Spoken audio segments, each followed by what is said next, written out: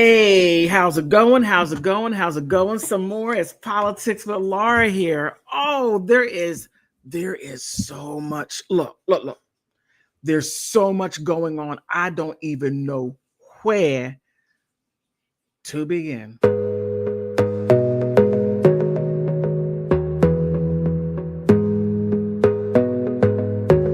Mommy, because I thought we were supposed to conserve. Hey, this is big girl. I like the instrumental. Okay. Charlie Kirk. Big news. I mean, this right here, some could and would say that they saw this coming. They saw this coming due to reckless people like her. Maxine Waters. Maxine Waters is telling people, to fight for your ideology, kick them out of restaurants, kick out conservatives, kick out MAGA. I mean, she was screaming it until the roofs popped off. That was what she was saying. Charlie Kirk lost his life due to him having an ideology that he's allowed to have, freedom of speech. And for someone, don't know, because it was said that a guy named Michael Millinson was responsible. Turned out it wasn't him. Wow. Turn that man's life all upside down with cameras all over the place. But again, women like Maxine Waters telling people to go hurt people. Well, not hurt people, but to get your point across, scream them down. Your point matters. Everybody else's point doesn't matter. I mean, and they're screaming about hate speech, and that's all they're throwing out is hate. Then you have, and this right here, Barack Obama, he brought a lot of that in. Then it even grew even further with the Bidens. I mean, they brought a lot of that in. Then you have, all these Democrats saying that if you are a MAGA, you are a horrible person. And it's unfortunate. Whether if you agree with Charlie Kirk or not. I mean, I don't agree with a lot of his politics, because to me, he sprinkles racism in there. And if you have watched the documentary 8 a.m. Race War, he was on there. And he said, hey, white people don't need to compete. Make it unfair. It doesn't matter. Make it unfair. White people don't need to compete. So therefore, if the system is rigged and it's in favor of white people, then that's how it should be.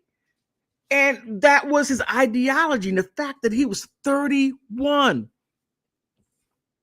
I couldn't believe he was 31 years old. I mean, I was shocked.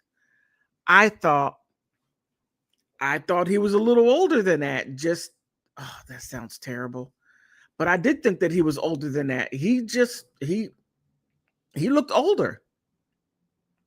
Let me see if I can find this picture. I thought poor thing.